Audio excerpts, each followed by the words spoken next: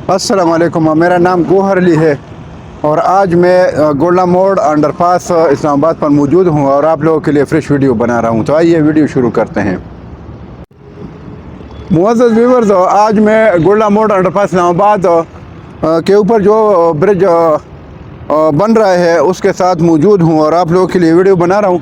और इधर से फिर आगे कायद-ए-आज़म इंटरनेशनल हॉस्पिटल की तरफ जाऊँगा, तो ये वीडियो आपको के लिए बनाता हूँ।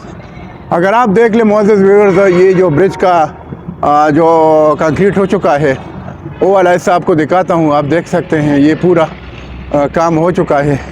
आगे तक मैं आपको दिखाता हूँ ताकि आप लोगों को अंदाज़ा हो जाए कि कितना काम हो चुका है और कितना बाकी है। तो ये आप देख सकते हैं पूरा काम तकरीबन ज़्यादातर हो चुका है और इसका आगे वाला हिस्सा जो है उसका भी इसके फोल्डिंग का और शटरिंग का काम हो चुका है। तो ये आप देख सकते हैं आगे जो है ये इंशाल्लाह इस पर भी थोड़ा बहुत स्टील का काम जो बाकी है ये भी चंद दिनों में जो है इसका कंक्रीट का काम हो जाएगा।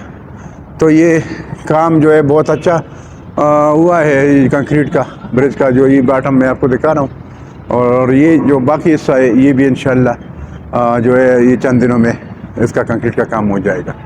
बाकी आगे भी आपको दिखाता हूँ अंडरपास का काम, जो ये आप देख सकते हैं आगे तकरीबन काम ज़्यादातर हो चुका है और इंशाल्लाह जब अल्लाह को मंजूर हो तो इसकी ओपनिंग सेरेमनी जो है बहुत जल्दी होने वाली है और ये अंडरपास जो है ट्रैफिक के लिए खोल दिया जाएगा। तो ये आप देख सकते हैं काम बहुत स्पीड से हो चुका है और थोड़ा बहुत जो काम है इंशाल्लाह ये भी हो जाएगा। तो अभी जो है ये तो एक साइड मैंने आपको दिखाई ब्रिज की, अभी दूसरी साइड भी आपको दिखाता हूँ। मुअज़्ज़ज़ व्यूअर्स, ये अभी अंडरपास के ऊपर जो ब्रिज है एक साइड तो मैंने आपको दिखाई जो दीवार से गोला मोड़ की तरफ थी। अभी जो I-14 की तरफ जो साइड है सेंटर की दीवार से वो दिखा रहा हूँ और जितना काम जो ब्रिज का हो चुका है कंक्रीट का वो नीचे से दिखाता हूँ ताकि आप लोगों को अंदाज़ा हो जाएगा कितना काम हो चुका है कितना बाकी है। अभी अगर आप देख लें इधर से काम जो है जो ब्रिज का है कंक्रीट का वो कंप्लीट हो चुका है और आगे जो है शटरिंग लगी है वो भी आपको दिखाता हूँ। ये अगर आप देख लें बहुत खूबसूरत काम हो चुका है।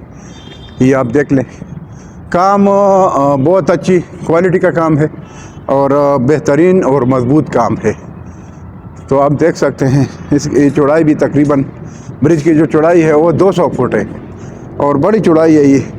हम तो पहले सोच रहे थे कि ये इतनी चौड़ाई नहीं होगी, बराबर ब्रिज बनेगा, लेकिन चौड़ाई बहुत ज़्यादा है, यानी 200 फुट चौड़ाई बड़ी चौड़ाई है।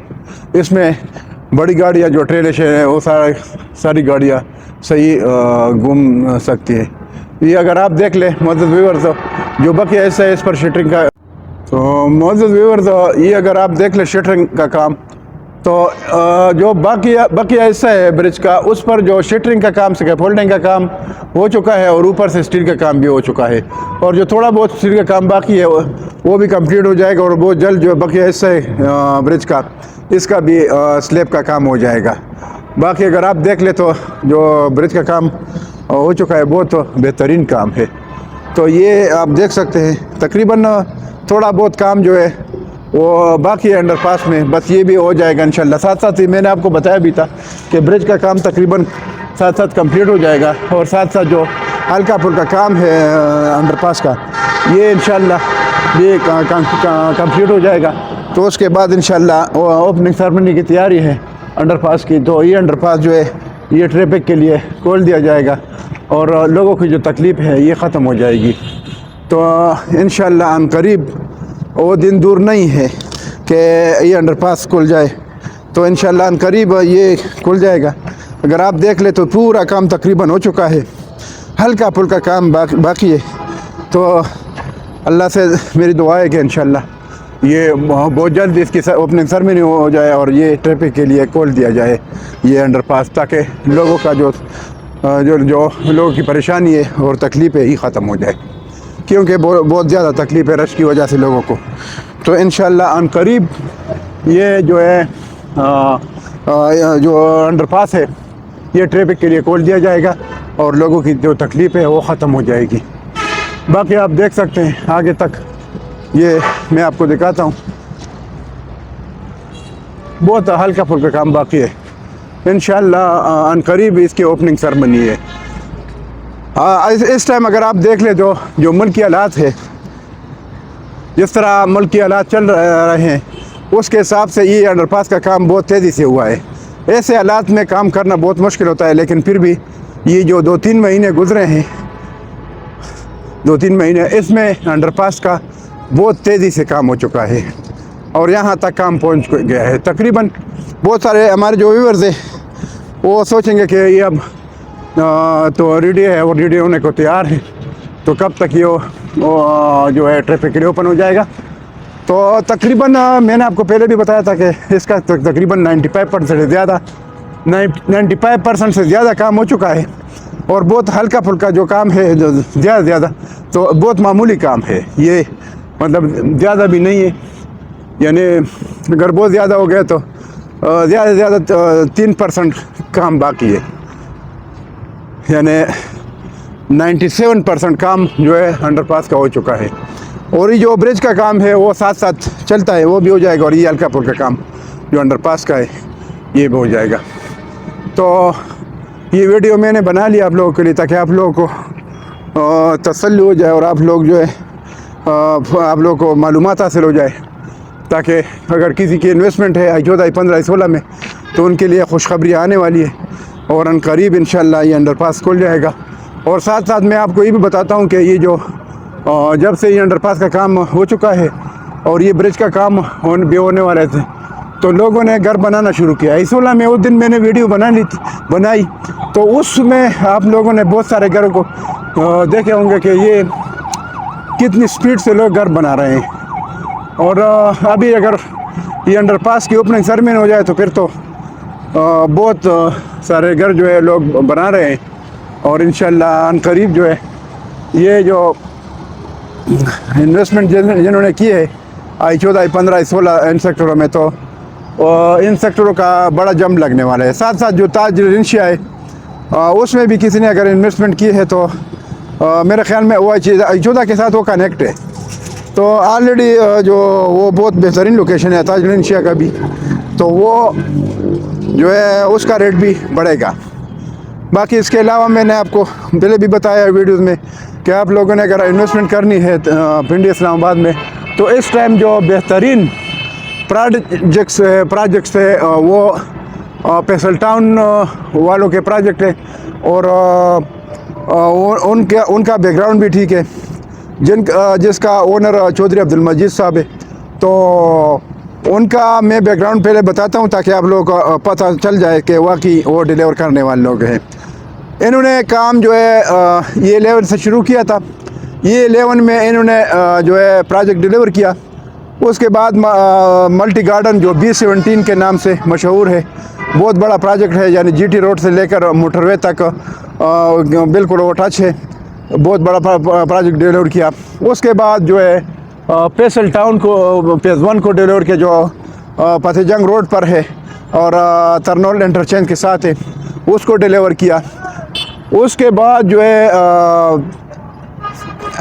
FMC फैसल मार्गल्ला सिटी वो B17 के साथ है, वो भी डिलीवर किया। उसके बाद फैसल हिल्स को बहुत इन्होंने शुरू किया। जब इन्होंने शुरू किया तो लोगों को पता नहीं था कि ज़मीन किधर है, गेट किधर है। अभी उनके पास बहुत ज़्यादा ज़मीन है, बहुत बड़ा प्रोजेक्ट है। वो जो है अभी टेक्सला में है और मारगल्ला पहाड़ी को जब आप रावलपिंडी से जाते तो मारगल्ला पहाड़ी के फ़ौरन बाद उनका जो है एरिया शुरू हो जाता है और मेन गेट है। और एक उनके चंद गेट है, एक पहले गेट आता था, अभी इनका जो बड़ा गेट बनेगा जो 225 फुट रोड के लिए उन्होंने ज़मीन भी लिया और वो GT रोड को टच कर रहा है, वो गेट बनेगा। तो वो बहुत बड़ा प्रोजेक्ट है। उसके बाद अभी इन्होंने जो बड़ा प्रोजेक्ट लॉन्च किया है वो है फैसल टाउन फेज़ 2 जो टली इंटरचेंज के साथ है और मोटरवे के ऊपर उनका बहुत बड़ा प्लांट है और इन्होंने बहुत बड़ी ज़मीन ली है। तो आप लोगों ने इस तरह करना है कि अगर किसी के पास कैश अमाउंट हो तो इन फैसल टाउन के प्रोजेक्टों में इन्वेस्टमेंट करें।